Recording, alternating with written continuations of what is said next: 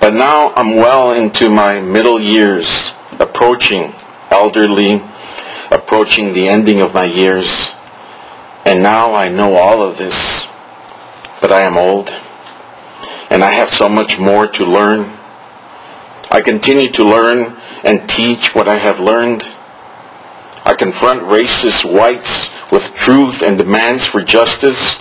I confront the traitors of our people with mirrors of their treason.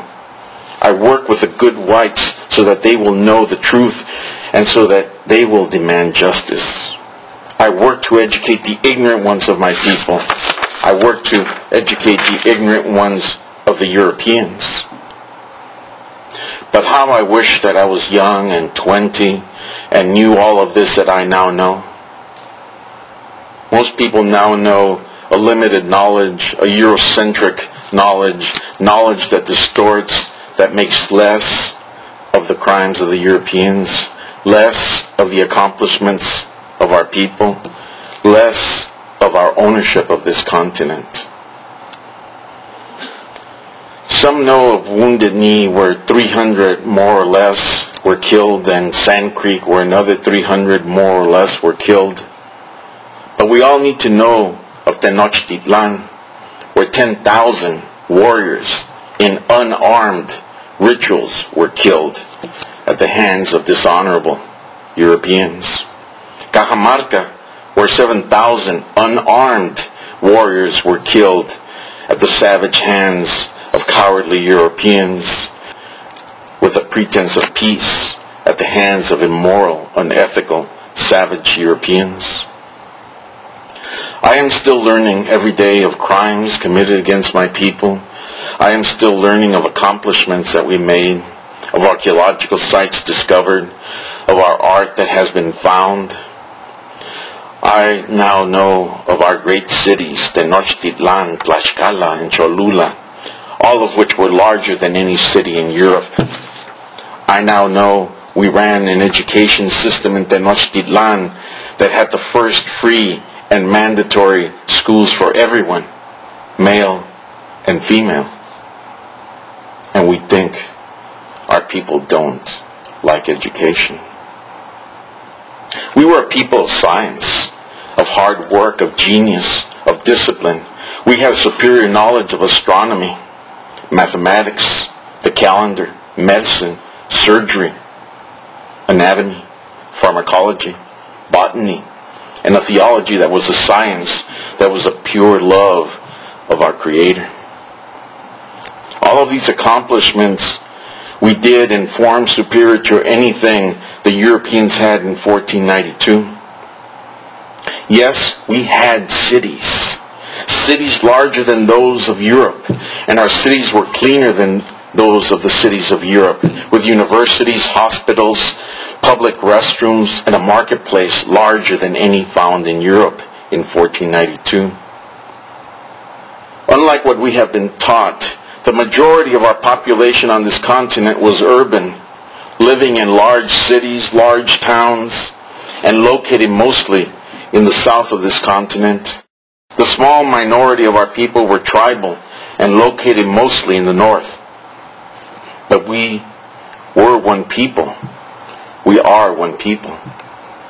One nation, one race, united by culture, by languages, by our collective history, and by our collective ownership of this land, of this continent.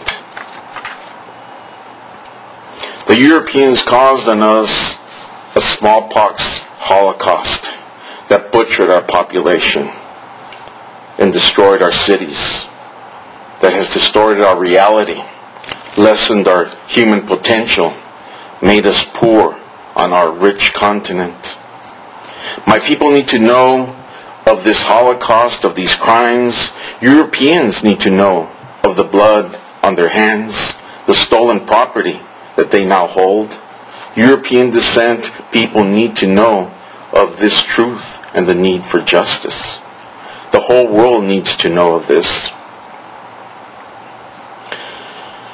I now know so much I should have known so long ago when I was but a child.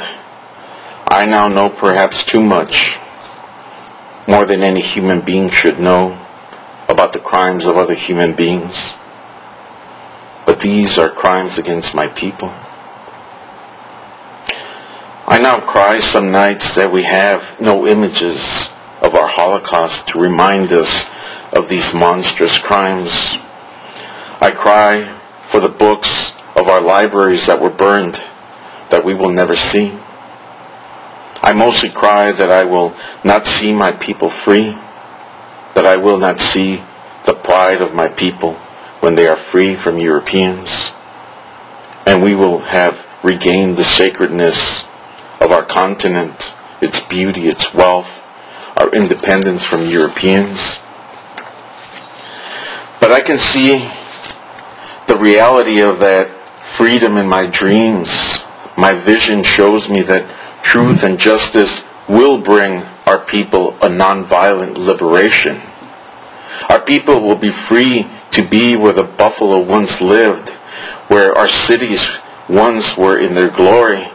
Our people will be able to roam from tip to tip of our continents without borders on our lands, without Europeans stealing the wealth of our continent. One day the rivers, the mountains, the plains, the forests will no longer be covered in blood, the blood of my people, not the blood of anyone. We were a civilized people before Europeans came. We were a moral and ethical people before they came. We were a logical, reasonable people before they came. We were a courageous and honorable people, a people of knowledge and science, of democracy and egalitarianism. We were a people who honored hard work and merit. One day our children will be born into those accomplishments, those freedoms, as a Tezcatlipoca, the indigenous people of this continent, free and beautiful in their own light. This is what I have to say. This is what I know will happen. And now I say this, my prayer for my people. Creator, you who are our true mother, our true father, take care of my people. Teach the Europeans how to undo their crimes. Teach my people courage and honor. Teach my people and the world to pray with actions and not with words. Every day, my actions are my concrete prayer. I learn, and it is prayer. I teach, and it is prayer. I confront the enemies of my people, and it is prayer. I confront oppression, and it is prayer. I am here today, and it is prayer. I am of the Tezcatlipoca race, the indigenous people of this continent, without the borders, without the nations of the Europeans. I am a speaker of truth. I am a seeker of justice. I am of the Mexica civilization. I am of the Anahuac nation. I am a child of my Creator. I am a warrior for my people. In my vision and my dreams, I no longer see my people as enslaved, robbed, mutilated, raped, and buried alive. I see them in knowledge, courageous, in honor, with dignity and freedom. I am a child of my Creator. I am a warrior for my people. I am Mexica. I am Olin, Tezcatlipoca. I live my life as a prayer for my people.